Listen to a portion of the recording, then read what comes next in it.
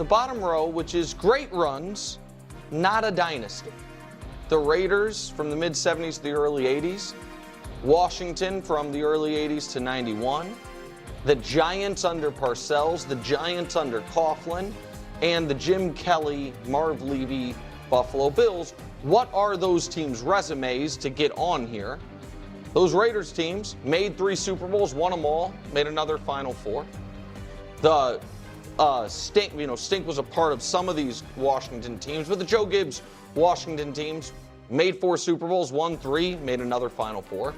Giants, 2 titles, 2 Super Bowl appearances. The Giants, again, 2 titles, 2 Super Bowl appearances. And then I would say the most famous non-champion in any sport ever. Yeah. The Marv Levy, Jim Kelly, Thurman Thomas, Bruce Smith, Buffalo Bills, as far as extended the period of time without championship. But you're doing them a favor. You're doing them a solid by throwing them on there. Look at all the other 3 titles, at least 2 titles for all the others. Yeah. I mean, I get it. It was a great run. Here's the thing. Had the Chiefs made the Super Bowl this year, then maybe it denigrates what those guys accomplished. Had the Patriots with Brady ever made 4 in a row? Like, there has been whether it was the 70s Dolphins, the Patriots with Brady, the Chiefs with Mahomes, there's been a hard ceiling at winning your conference 3 years in a row for every other team in the history of the league, except for the Bills. I'm including the Bills. I told you, I had a soft spot for Western New York. 4th row, mini dynasties. The Packers of the early 60s, now let me be clear. This is Super Bowl era. The Packers, if we remove Super Bowl era, they're at the very, very top because they were winning championships prior to this. But we have to pretend as if history started in the Super Bowl era. Elway's Broncos, Shula's Dolphins, and Staubach and Landry's Cowboys. So let's look at what these teams accomplished. The Packers, they won the first 2 Super Bowls. It was pretty good. They had dominated it before the Super Bowl era. They won the first 2. The Broncos, they went back-to-back. The Dolphins went back-to-back, including going to a Super Bowl before they went back-to-back. So they went to 3 straight, and they had an undefeated season. And the Cowboys were just in it every year, went to 4 Super Bowls, won 2, went to 6 Final Fours. All right, mini dynasties. Mini dynasties. Yeah, not real dynasties, miniature dynasties. Size. Yeah. There have been 6 real dynasties. Here they are. We have had 3 decade-defining dynasties. The Niners of the 80s, the Cowboys of the 90s, the Patriots of the 2000 aughts. What were their resumes? The Niners, in that 9-year period, won 4 Super Bowls, went to 4, and made 1 other Final Four. Okay. Odd for them because the 4 years they didn't make the conference championship game, they either missed the playoffs or didn't win a single playoff game. But the 5 years they made the Final Four, 4 years they made Super Bowl, they won it. Cowboys, we know what they did over those 4-year stretches. Won 3 Super Bowls, lost in 1 conference championship game. And the Patriots won a Super Bowl, missed the playoffs, then won back-to-back 14-win seasons, back-to-back Super Bowls, and the longest season-over-season winning streak in the history of the NFL. They are decade-defining dynasties. But the Patriots, 2001 to 2004. But you don't count 07 in that that decade? No, I do not, because 05 you didn't win a playoff game. 06 because the rest of it, to me, and I'll explain it. I'll show you. Okay. I think we'll probably get to the Patriots piece of it. There is a tier higher than it, and if we go back to the pyramid. Just incomprehensibly consistent dynasties. And that's the 2011 to 2018 Pats and the 2018 to 2024 Chiefs. For the Patriots, that is an 8-year stretch where every single year they made the Final Four. They made 5 Super Bowls, they won 3. And for the Chiefs, it is a 7-year stretch where every single year they made the Final Four, they made 5 Super Bowls, they won 3. There are no down years, no gaps, no anything. We'll see if 2024 was the end of the Chiefs' run, or if they get right back to it next year and we have to do some math on how it works, or if they have a significant gap between the 2 eras the way the 2 Patriot eras did. But that leaves one and only one team left standing which is, and I thought the Chiefs were going to run them down, but up to this point they have not, the greatest dynasty. There have only been a handful of instances of a team going back-to-back in the history of the league. This team has 2 of them, and it's the same group. The Steelers from 74 to 79, over the course of 6 years, here's what they did. They made 4 Super Bowls. They won all 4 Super Bowls. They made the conference championship game one of the 2 years they didn't, and the divisional round the other year. And by the way, we look at the graphic as a whole, what they have, that Raiders team from 76 to 83 was an all-time great team in the midst of what they were doing in their conference.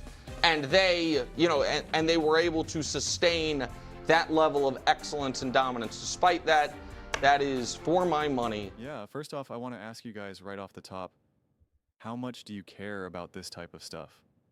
I'm really, really curious because I know majority of the time the stuff that I'm interested in and that I like within the football world, specifically football world I'm talking about, and sports talk, I use it as a barometer, and a reference is what other people are gonna like, because I'm a fan like you, right? And so the things that I like, I'm going to assume that you're going to like, and see the things that you don't like, I'm going to assume. A lot of times things that you're not gonna like either.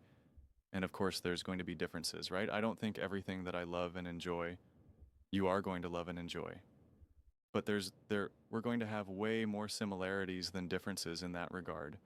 Otherwise, we wouldn't be liking the same shows, we wouldn't be watching the same games, and you probably would not be watching this channel because I'm on it. And so, if you don't like the same things as me, then I don't know why you're watching me though then.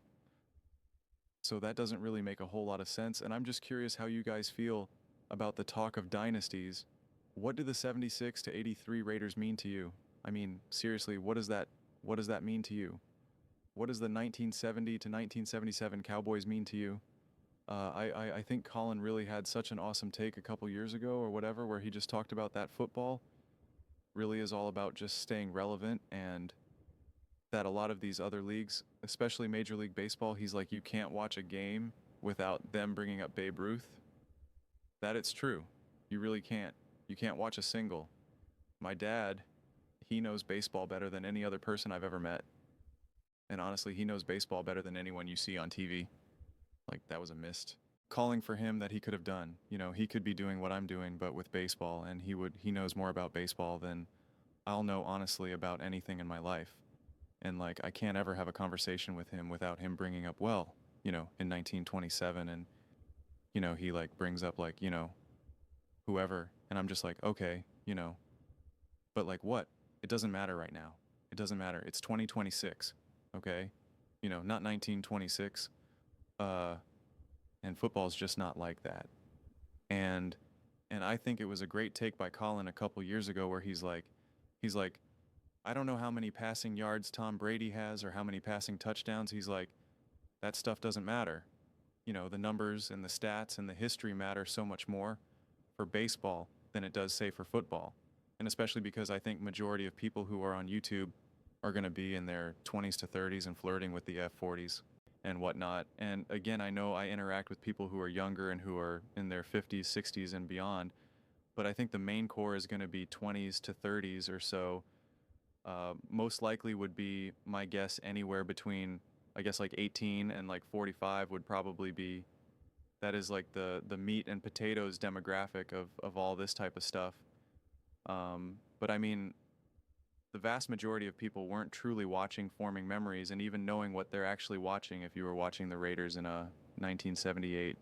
I just, even if you were alive and watching football games, I mean, did you really know what you were watching? Did you really know what you were seeing? So does it really matter to you? Does it really land to you?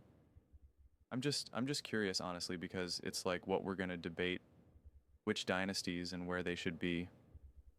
And, since he was giving other places for teams that weren't, that didn't necessarily win rings, like, and talking about the Buffalo Bills, it's like, well, you could throw in the Philadelphia Eagles with Andy Reid making 4 straight NFC championship games. It's like, okay, like, I look at runs. To me, I have a different definition of dynasty. I I just look at stretches of greatness. And so for me, I look at Tom Brady and the New England Patriots' entire career, their entire match as a dynasty. I really, really do. And same thing, and I said the same thing for the Kansas City Chiefs when I kept saying I don't care about the three-peat. And when Colin said, "Oh, it's an end of a dynasty," and like all that type of stuff, I was like Patrick Mahomes and the Kansas City Chiefs. Like, as long as it's Andy Reid and Spags, as long as it's still like the main core, I'm like, that entire career is the dynasty. That entire career is dynasty. Now things might take a turn, you know, with the injuries and whatnot. So we will see how that all looks. But, you know, that's just the way that I look at it, because I'm just looking at it like, how great have you been, and what, not only what did you accomplish, but like a lot of times when I look at dynasties, it's just like, how much were you feared? How much did were we just constantly talking about how great, how special, how elite were you year after year after year? Like, even in the years that the Patriots didn't win a Super Bowl, you were still like, this is New England, this is Bill Bitch, Tom Brady, etc. Like, there was no doubt in that. Same thing with the Kansas City Chiefs, same thing with some of these Cowboys teams, some of these Eagles teams with Andy Reid. Even though they didn't win the Super Bowl, they were still like clearly top of the NFL, right? The stretches of the Commanders as well, or whatever they were called back in the old days, back in my dad's days, you know, and all of that type of stuff. So it's just, I don't know, it's just interesting to me. You know, the Brett Favre with the Packers, Elway with the Broncos. I think sometimes these dynasties really also largely depend on, or your connection to them, I should say. How old were you? How locked in were you? How much were you watching football? How much did you care? Were these teams beating teams that you liked, that you truly cared about? Or were you a little bit more disconnected from them? Because considering what team you like, it's like it didn't really matter what the 49ers were doing in the 80s, or it didn't really matter what the Patriots were doing. Oh, and that's the thing. I feel like a handful of these teams kind of really transcended all of that. The Patriots, like I think some of these teams became phenomenons. You know, the Chiefs became a phenomenon. The Patriots became a phenomenon. And maybe I obviously those are the most recent ones. And so those are the ones that I'm going to have the most familiarity with. And obviously, again, I know the greatness of a man and company and you know, etc. So I'm and Elway, like that's not lost on me. But I just think it's always going to be harder for these for the new fans, the up and coming fans, people that are getting integrated in this. If you're 15, 16, 17, 18, 19, 20 years old, and you're starting to really become more of a consumer of this type of content, that in a way that you probably weren't when you were 14, 15 or whatever. I just don't know how much you're going to care and really look to John Elway and the Broncos. Like, I just don't think it lands, and I just don't know how much it matters. And to me, at this point, the two truly most meaningful dynasties really do become the Patriots and the Chiefs. Not because it's recency bias, because I feel as though that they captured the NFL in a way. And again, mainly because of the time, because you had the internet, you had social media, we had cell phones, we could watch all these games in a way that we simply could not. I don't even remember how, like, if you wanted, like, was it pay-per-view? Like in 1997, if you didn't get a Broncos game, did you have the ability to did you have to just pay premium cable? Was there like an NFL package back then? Like, I don't know, man. I wasn't paying for cable. So I don't, in 1997, you know, whatever my dad got, and it was whatever was in front of us, or did you have to read the newspaper or just watch highlights on ESPN? Like, I don't even remember. I have no idea. So it's just one of those things where we have such significant access in a way that just captures these things with the Chiefs and the Patriots. So it's like that to me makes a greater impact when we talk about the whole NFL landscape and football as a whole. And again, I already hear some of the Cowboys fans behind me chirping, because there's a handful of Cowboys fans that I talk to all the time on this channel. You know, shout out JCT, Travis, Grover, like they're gonna be like, what do you mean 92 to 95 was a Maz? You know, and they're gonna like, I hear it, I feel it, and I get it because that's your team, and and it's not to say that those teams, and same thing with the Broncos fan base, you know, the Bronco fan base is gonna get on me as well. I get it. I just think that the most recent dynasties of the Patriots and the Chiefs, they just hit differently, and I think it's a combination between the faces that propelled them, as well as the timing of when it all happened and what sports talk, the NFL, the internet, all that stuff, what it all just came together in a way that these other dynasties just did. They didn't have the opportunity for, right? They just didn't have the opportunity for. Ohtani will always be in a better position to become a bigger superstar than you know, Babe Ruth, just because of the timing of everything. And quite frankly, even more modern day athletes like a Patrick Mahomes has the ability to be way more famous and popular than even Tom Brady, because the beginning of his career, the internet was already fully right. You could be a 12-year-old locked in on Patrick Mahomes in 2018 in a way that you simply could not with Tom Brady in 2001. We have to go on like AOL or something, you know, keyword Tom Brady. Like, I don't even know. It just wasn't what it is today. And so like all of that matters.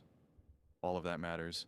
And that's just the lens that I'm choosing to look at it through right now, because what am I? Well, the 7173 dynasty is definitely above the 9295 dynasty. Like, you know, like, and that's why at the top I just asked you guys all, like, what does this all mean to you in the first place? I mean, I'll be real honest, this stuff means so little to me. Means so little to me. I would either skip this segment, or I'd be watching it and I'd just be doing a whole bunch of other stuff, and I would not care how much I listened to, how much I retained. It's like, what did Nick say there? I don't know. Who cares? And I just keep on keeping on. What does Brew have to say about this? I don't know, man. I don't really care. Like, I'd rather talk about, like, what can the Raiders do this year, this season, to get on track? What's the best coach for them? Like, I really do care more about what's happening today, rather than trying to hash out what the 82 to 91 Commanders. And it's not to say that you forget about them, because 10, 15, 20 years from now, I'll be like, I don't really care what the Kansas City Chiefs did in 2018 and 2024. And maybe I'll be talking to my kids and grandchildren or whatever, and I'll be like, you don't know how great the Chiefs were in 2018 to 24. Like, man, the whole world hated them because they just kept winning. And, you know, Taylor Swift, yeah, she was a looker back in those days, and she was really a doll. Don't realize how popular she was too, and then blah, blah, blah, blah, blah. And then she married Travis Kelce.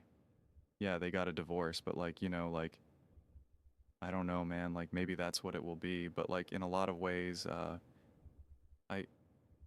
I like not living in the past. I live in the past a lot in my own personal life, my own, you know, nostalgia. But when it comes to sports, like, I don't know. I'm actually, weirdly enough, like, my dad is incredibly nostalgic with that type of stuff. And there's so many epic, amazing moments that I've witnessed, that I watched, or that I even in my own life of playing sport. And it's just like, they feel like they're in the past, you know? Like, I remember watching so many various Super Bowls, so many various moments where you're just like, this is one of the craziest things I've ever seen. This is amazing. This is awesome. I can't believe what I'm witnessing. And they just become distant, faded memories.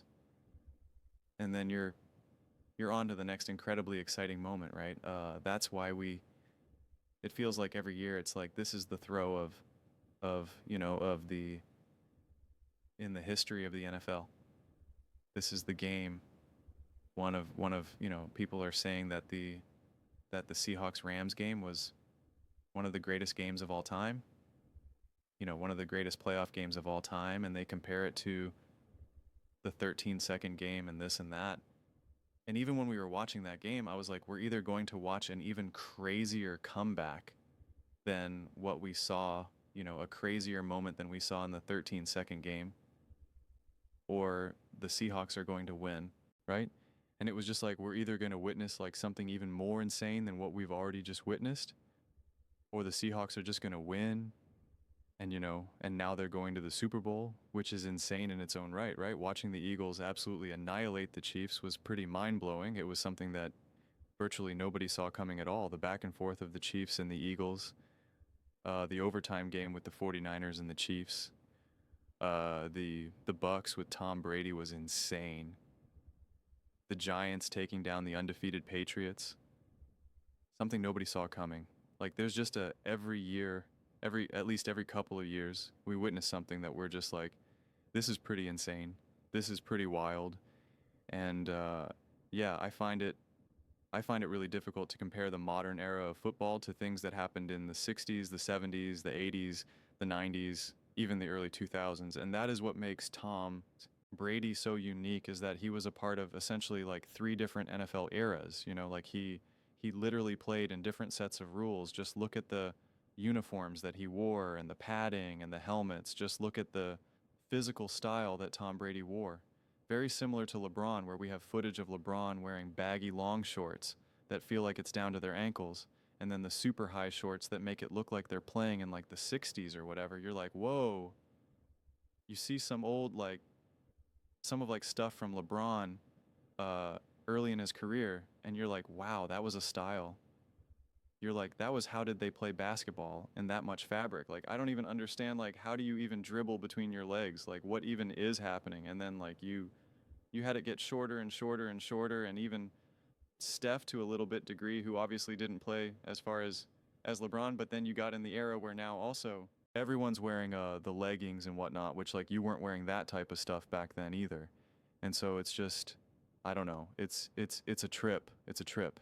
And so, yeah, I'm just curious what you guys are all thoughts are, or if you love football, if you're locked in. I shouldn't say love football, because you can love football a ton and not care about this type of stuff as much, but are you so locked into the history and love the history of the NFL and football so much that things like this hit for you? Because I do know a lot of sports people are pretty nostalgic. Maybe I'm an outlier with that type of stuff. And maybe that's where I just differ, but I find it fun to see some of the highlights and see some of the past and relive some of the moments and whatnot, but like, I'm totally content watching a football game, even if it's a random week 9 game. And like, you know, I don't always need you to bring up that time that Troy Amon did that thing against the Raiders. You know? I don't know. It just, sometimes it's cool to maybe just get a little snippet of that, and then I just move on. So that's, to me, with these dynasties, kind of all land for me. But those are just my thoughts. I'd absolutely love to hear yours. What do you guys all think about Nick Wright's greatest dynasty tiers? Let me know your thoughts in the comments below. I read every single comment. It's whether you agree with me or disagree with me. Either way, let's get in some discussions. Let's get in some fights. But ultimately, let's just have some fun. And please do consider subscribing. We are building an amazing community here, and absolutely love to see you part of it. I want to build something that we all generally feel connected to, something that we're really excited to be a part of. I think we're well on our way to doing it. Please don't forget to give this video a thumbs up.